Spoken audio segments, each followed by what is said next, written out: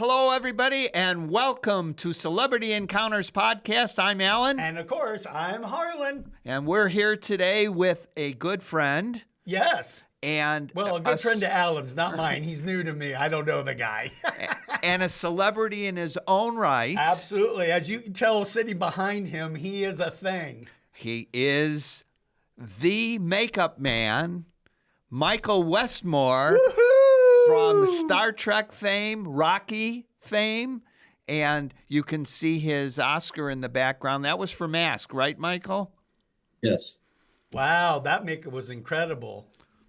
Wow, I did not know that's what you got the Oscar for. That's truly warranted because the makeup on that young person was incredible.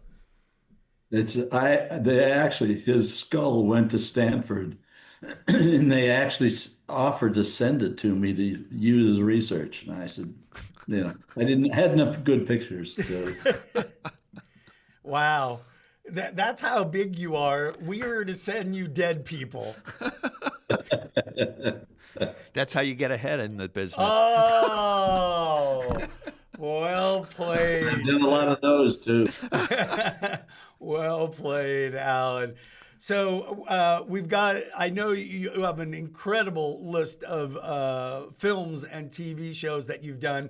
Who are we talking about for this encounter? We're going to talk about Brent Spiner, who is Data in Star Trek The Next Generation.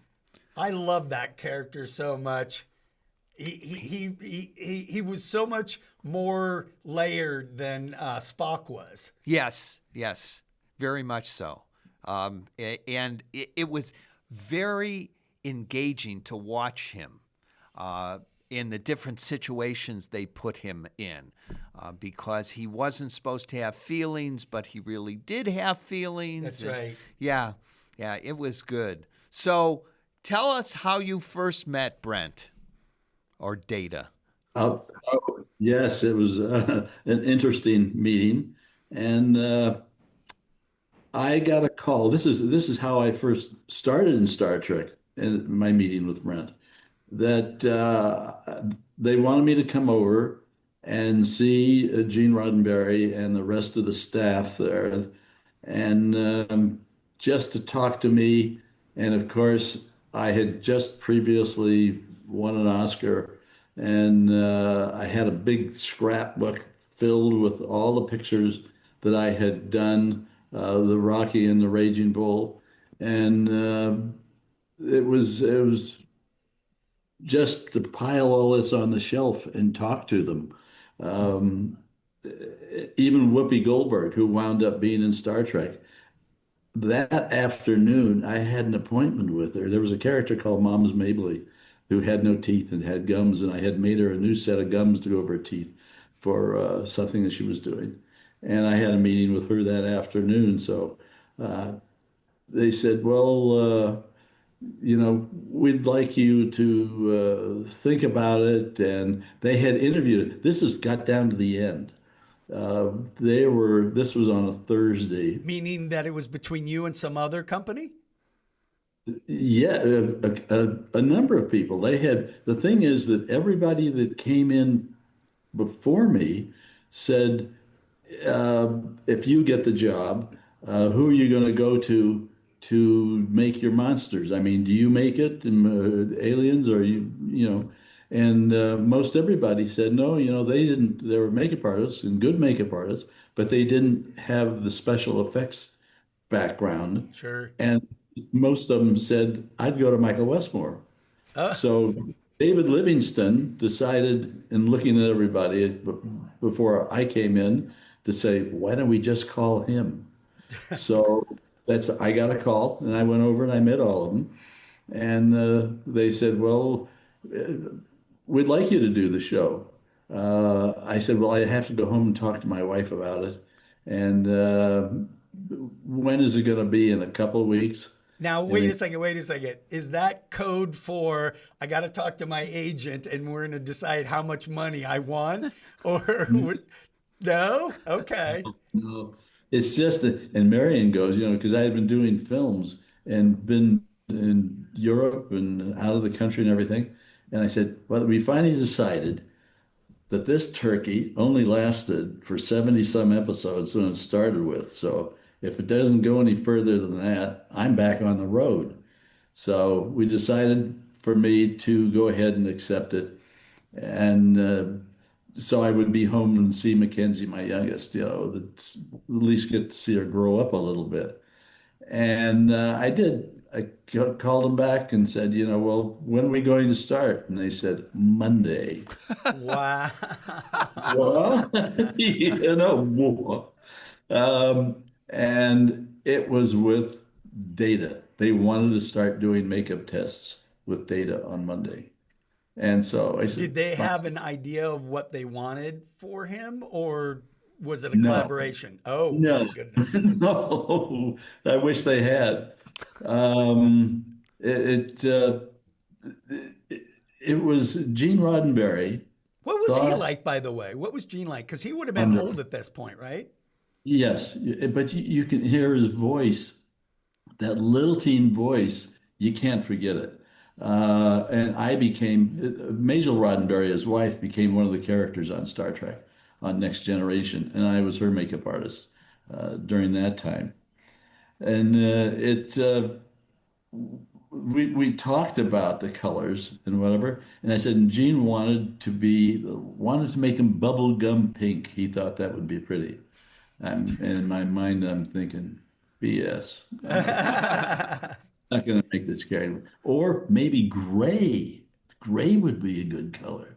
And I said, Gene, that's a stick to writing. I'll take care of the other stuff. that's a color for all the bad guys. So we're not going to use that. And he said, okay. So they left it up to me, and I came up and mixed a white gold and a gold powder together, covered his entire face with a very neutral pan stick that would be sticky, and then powdered his whole face. This wasn't just right out of a jar. And then I found a color in Krylon hand makeup or Krylon makeup, and it matched his skin pretty good with the face. So I found those things because I had to paint his ears and back of his neck and the whole everything. And then I had to take and pencil in a hairline. Brent had a high hairline, so I literally would take sharp pencils and go like instead of gluing hair on or something and fill it all in. People thought he was wearing a wig. So we went and we did the test, and they thought it was great. So that was Brent was ready to go at death, and we spent the week testing everybody else. But Brent was the first person, and just meeting him for the first time, he has a personality that you love him. We literally became very good friends, exchanging Christmas presents and going out to dinner several times. I don't know anything about him actually, other than from Star Trek. Is there other stuff that we know that he's done? He was on Broadway, Oh, and okay. I think it was Red River or something. Unbelievable baritone voice. It would come right out of him. He did a CD. It was called Old Yellow Eyes because one of the other things that I added to his makeup was yellow contact lenses, which I had to have specially painted at a doctor's office. Uh, so he was a total, and I think for all the years of having him with these contact lenses and things, and every morning sticking them in and then taking them out and then cleaning them up at the end of the day and everything.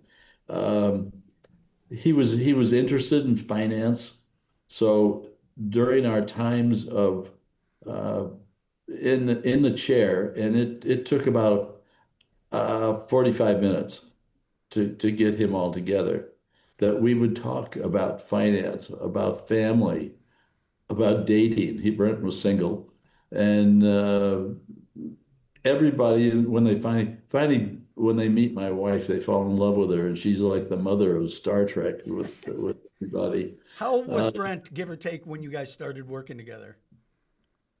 how what? How old was he? I don't know. Was he in his 20s or 30s? If you had to I want guess. to say Thursday, and he wasn't there. There was two people that it got down to: Brent and a man whose first name was Eric. And I love that guy. it's he was Brent. When you see the character finally put together, I don't know if Eric would have portrayed him like Brent did. He was amazing. And then how many times we opened up his body? We even opened up his fingernail in one of the episodes. I remember that.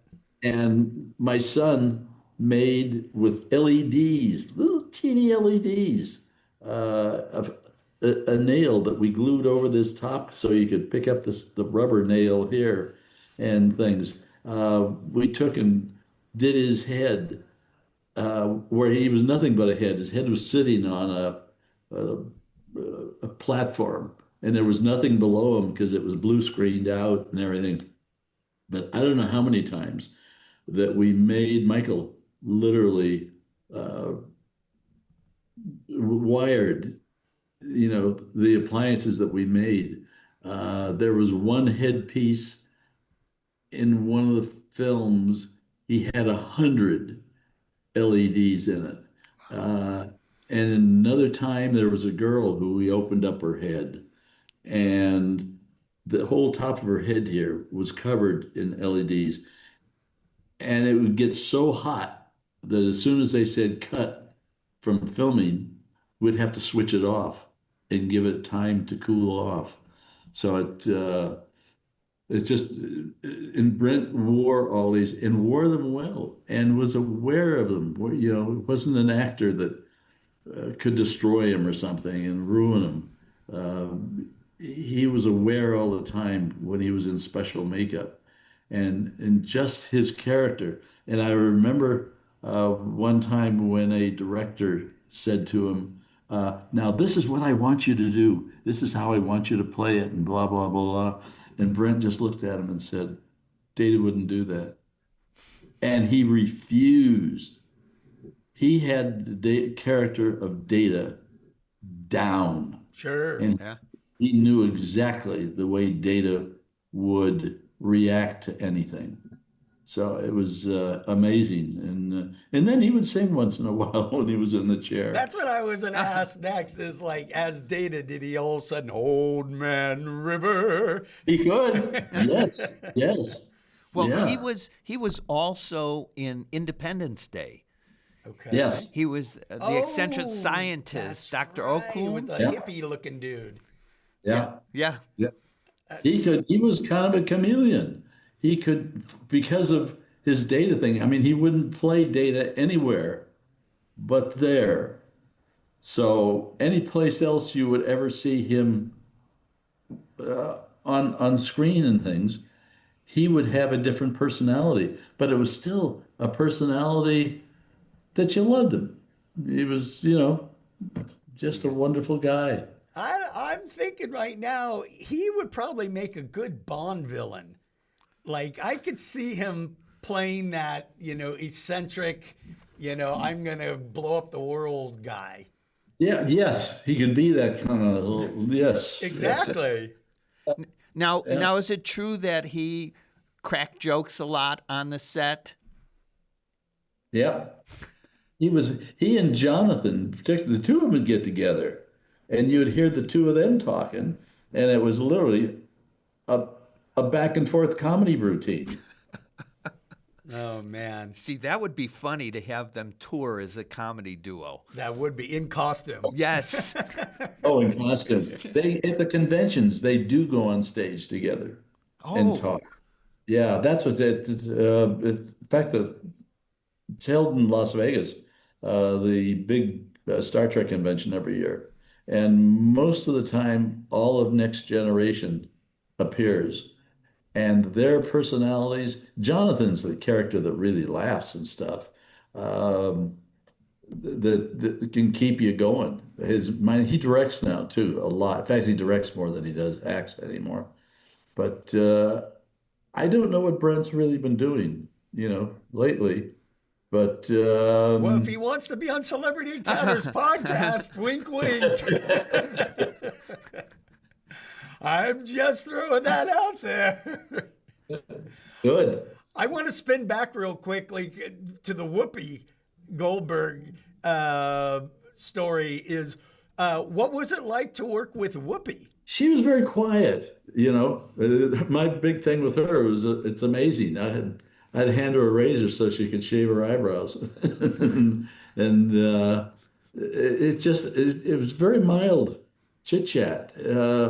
I'd say she associated with the other actors for the little time she was there, because she was the bartender in the bar. So, you don't stay in the bar too long in any one episode. So she would be in and out, maybe a day or two, and then Did the set feel any different when she was around? Like, did people, no, they treated her the same as they did everyone?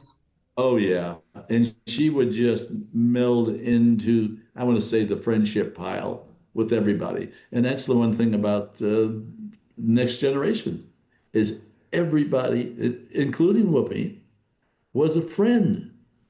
Uh, Not so much out of work, but as long as they were there and they had their trailer, and it's like it was easy to be friends with Patrick and Brent and Jonathan. It was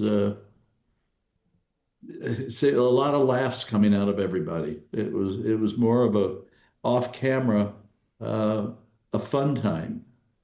That's awesome. And speaking of fun time, I was talking to Alan in the original Star Trek. I can't remember if there was an ensign that wore either a yellow costume or a red one and went on location. They were the ones that always died.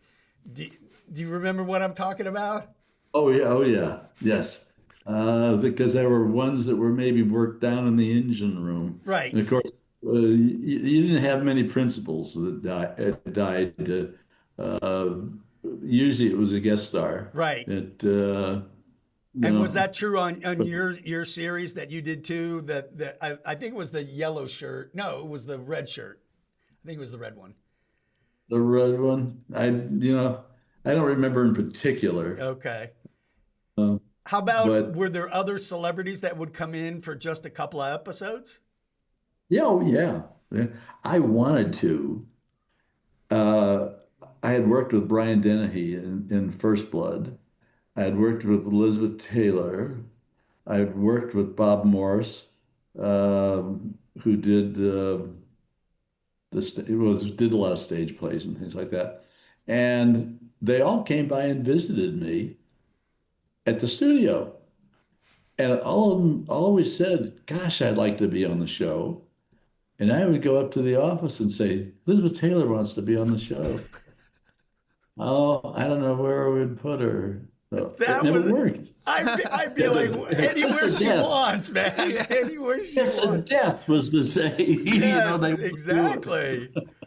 Oh my God. So you were recently on a Star Trek cruise, is that correct? Yes. So who was on the cruise with you from Star Trek? Well, Patrick wasn't there. Shatner was. And we got to film some things for my documentary with Bill. Um, it was the regular group. Jonathan was there. A lot of the people from the new shows, they have, and I don't know who they are because I haven't been watching them. Um, it's like Marina Sirtis and Gates McFadden and Denise Crosby, people like that. Terry Farrell was there from Deep Space Nine. Uh, they kept me so busy that most of the time that I saw these people was literally passing to or away from the dinner table. We all ate in the same room together, so you'd see them there, and you could wave and say hi, But they keep you moving on that ship. It's Oh yeah. Any of those fandom things for sure. yeah. I have two final questions for you. First off, have you ever been one of the creatures in one of your own movies or shows? I've never had time to do that. In fact, Come on! You never had a everybody Hitchcock got moment? to. Oh, I'd have to go sit in the chair for a couple hours.